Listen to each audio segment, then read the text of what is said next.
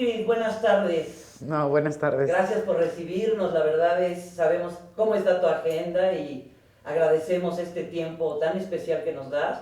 Hemos recibido muchas llamadas con muchas dudas respecto al caso de doña Irma Serrano.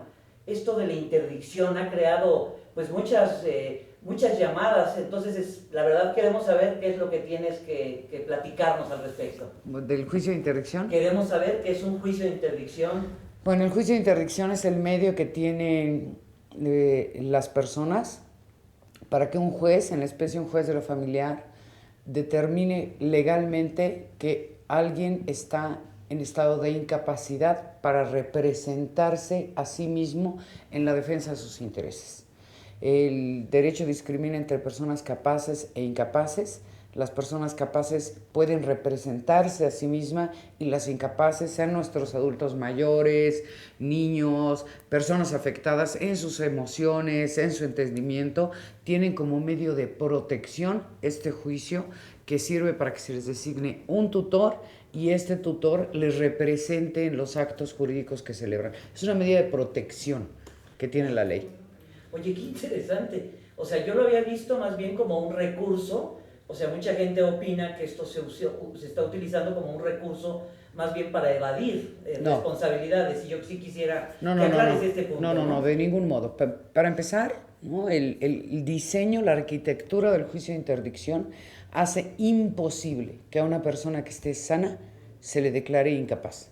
Eso no es posible, porque la estructura determina que la valoración que se hace del incapaz, uno, se hace en la presencia judicial, y dos, se hace con cargo a distintos peritos, todos de procedencia pública, ¿no? De psiquiátricos de alta especialidad en psiquiatría forense, quienes en la presencia del juez, en el local del juzgado, se toman todo el tiempo que estiman necesario para valorar si la persona está capaz o incapaz, amén de que se le envían a hacer una serie de pruebas desde clínicas y paraclínicas, ¿no? Desde estudios de sangre, de la química sanguínea, electroencefalogramas, etc. Es imposible que una persona que es capaz, con las características del capaz para valerse y defenderse a sí mismo, se le declare incapaz. Eso no es posible.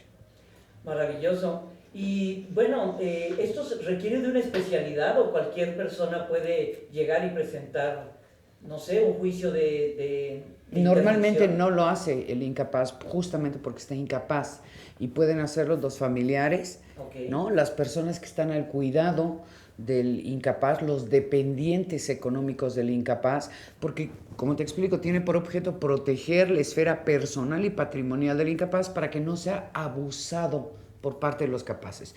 ¿Por qué? Porque la experiencia histórica nos ha demostrado que donde hay un capaz haciendo negocio jurídico con un incapaz, pues el incapaz es el que sale lesionado o afectado, ¿no? Es la evidencia histórica también de la ley, ¿no? Nos prueba que donde hay fuerte y débil y hay ausencia de ley, priva la del fuerte sobre la del débil.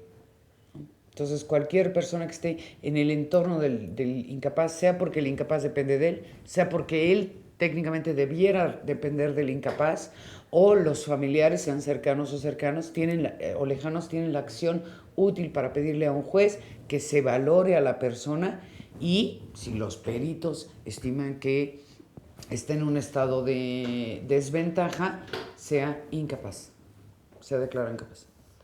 Bien, Ingrid, fíjate que ahora sí que hay un lugar a donde uno pueda ir, ahora sí que si no es uno familiar, y bueno, el ser humano es un ser querido y no es uno sangre de esa persona para protegerlo. Es muy difícil porque además hay penalidades muy severas, ¿sí?, para quienes intentan declarar a una persona incapaz sin serlo. O sea, tampoco es un juicio decimos de vacilada, ¿no? De, pues yo ya hubiese declarado incapaz, creo que a la mayoría de diputados de este país, si se pudiera.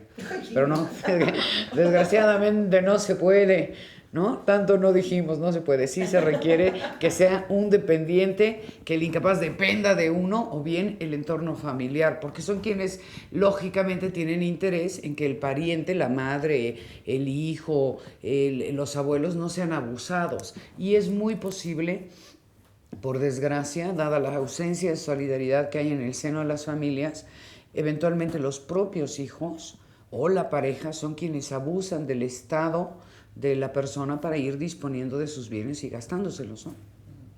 ¿Cómo podríamos determinar en las familias cómo tomar una decisión de solicitar servicios para que nos ayuden a resolver esto de la interdicción?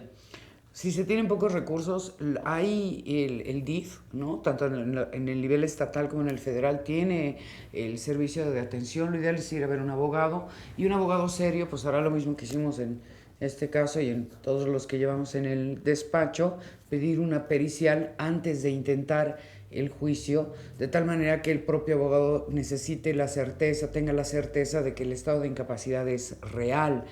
Por lo que te explicaba, ¿no? Las penalidades para quienes promueven un juicio de interdicción sin que se declare el estado de incapacidad son muy altas. Y tiene una lógica, ¿no? Imagínate que todo el mundo te anduviera diciendo que estás incapaz, ¿no? Sin razón ni derecho. Bueno, pues obviamente el sistema jurídico no es para jugar y no te lo permite. Maravilloso. ¿Qué le dirías a toda la gente que tiene tantas dudas sobre esto? ¿Cómo tomarlo como una provisión a futuro? O sea, ¿existe algo que pudiera ser alguien capaz hoy que más adelante tenga la necesidad pues de depender de alguien, de sus propios... Miren, el primer consejo es que vayan con el notario. De hecho, hay jornadas notariales acá en el Distrito Federal y debe haberlas en la mayoría de entidades federativas para hacer su testamento, y en el testamento uno puede designar a un tutor cautelar. Perdón. Es decir, en el testamento uno puede prever esta posibilidad que es común, además, dado que ahora vivimos más años y tenemos una población y pinta para ser cada día mayor de personas, de adultos mayores, es muy probable que todos lleguemos a una condición en nuestra edad adulta mayor en la que ya no podamos valernos por nosotros mismos. Y entonces la ley nos permite que en nuestro testamento designemos un tutor cautelar. Si queremos que X primo, X tío, un hijo en especial, que sabes que tienes un vínculo afectivo, amoroso, o que es más cuidadoso y que no le pesaría grandemente cuidar de ti, lo ideal es designarlo en el testamento. Y ese es el medio en que todos debemos procurar, ¿no? ¿Tiene que ser de sangre o puede ser...? Puede ser cualquiera. La designación del encargo de tutor puede recaer en cualquier persona. El problema es que cuando no hay esta designación testamentaria, el juez y la ley, tanto para recibir herencias, como para los alimentos, como para la designación de tutores, los parientes más cercanos excluyen a los más lejanos. Primero le toca a los hijos, las obligaciones y los derechos, ¿no? La herencia, los alimentos y la tutela. Ah, no tienes hijos ni papás, entonces vamos al segundo grado de parentesco, que son los hermanos. Ah, no tienes hermanos, y así nos vamos sucesivamente hasta el cuarto grado de parentesco, buscando quién dentro de la familia puede hacerse cargo del incapaz, o bien quién dentro de la familia va a heredar, o bien quién dentro de la familia tiene derecho a recibir alimentos. En parentesco decimos que los grados más cercanos excluyen a los más lejanos. Muy interesante. Mira, justamente yo estoy pensando que esto debería de hacerse una campaña. Ahorita que están tan de moda, bueno, o sea, estamos en un momento de cambios radicales en lo que es el entorno y la familia en México, y los nuevos sistemas de sociedad, ¿no? O sea, ¿De pareja? De pareja. Sí, ya sé que te hago reír con siempre mis preguntas, ¿verdad? Pero bueno, yo quiero que me digas qué tendríamos ahorita para esa tercera opción, ¿no? De matrimonio. Es la misma. Hay que prever, hay que tener la medida, la prudencia de asumir que todos tenemos la eventual posibilidad de llegar a una edad adulta en la que ya no nos podamos valer de nosotros mismos, y honrar, ¿no?, esa prudencia haciendo un testamento y designando a un tutor cautelar. Y si ya tenemos hoy a un pariente que sabemos que puede ser víctima de abuso de otros parientes o de otros familiares o de terceros extraños, ¿no?, en cuestión de su persona, de su patrimonio, ir con un abogado y promover este juicio de interdicción. Ese es lo correcto. No dejar que ninguna persona, por razón de su edad, de su estado de salud o de su condición, sea abusada. Correcto. Entonces, esto no es excluyente, es incluyente. Sí. Correcto. Bueno, pues muchas gracias, Ingrid. Agradecemos mucho. A ustedes. Su Siempre tiempo somos y, bueno, y sobre todo, como siempre, bueno, pues tus tus profundos conocimientos y las generaciones que estás sacando. Una pregunta última, sí me atrevo a decir.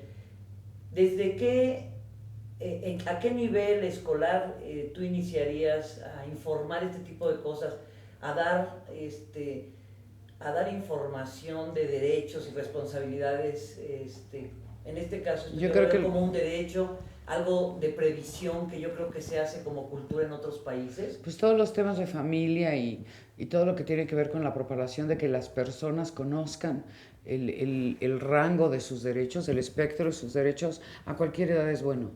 De ahí que sea lamentable que se haya sacado de la matrícula, de la currícula de las primarias y de las secundarias la materia de civismo, o que no sea obligatoria la materia de derecho en la enseñanza media superior. Conocer los derechos que todos tenemos es el mejor modo de hacerlos valer. Es antes de hacerlos valer. Quien no conoce sus derechos está en un estado de indefensión muy grave, y esta información cuando llega a la mayoría de las personas es más útil, ¿no? Entre más personas llegue, más útil es. No te preocupes, en las redes generalmente nosotros tenemos el gusto de poner cosas a votación, y yo creo que esta aportación de Ingrid Tapia es importante para nosotros, y yo creo que para mucha gente conocerla. No, les agradezco mucho. Vamos a darle difusión, porque creo que es algo en lo que podemos ayudar a prevenir muchas cosas en nuestra sociedad. Ojalá y sí. Gracias. Muchísimas gracias, Ingrid. No, al contrario, a ustedes. Hasta luego.